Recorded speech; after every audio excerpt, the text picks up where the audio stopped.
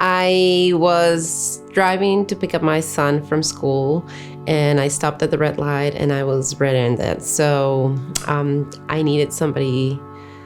It was one of the scariest times. And, I haven't had very many accidents in my life. Like, I think I can count them in one hand, and I don't think they've been my fault ever.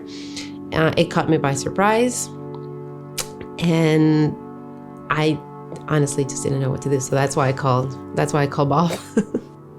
I've read Bob's book. I've listened to his podcast. And the first thing that I remember doing was going back to, okay, what has Bob told me to do in cases like this? What have I heard? What have I learned from him?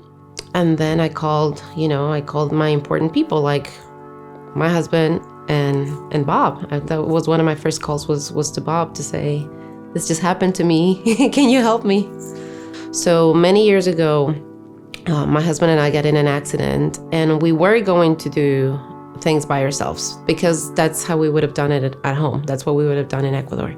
And I remember somebody telling us, just understand that if you sign anything that the insurance company sends you, whatever check they send you, you might be settling your case. And, it was eye-opening for us because we thought they're working with us, they're taking care of us. That's what insurance is.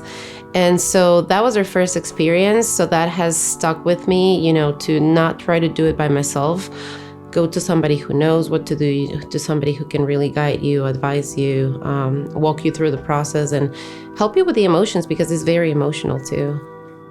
When you get into an accident, you're not thinking, I'm going to make money, right? You just want to fix your car, make sure that you're okay and move on.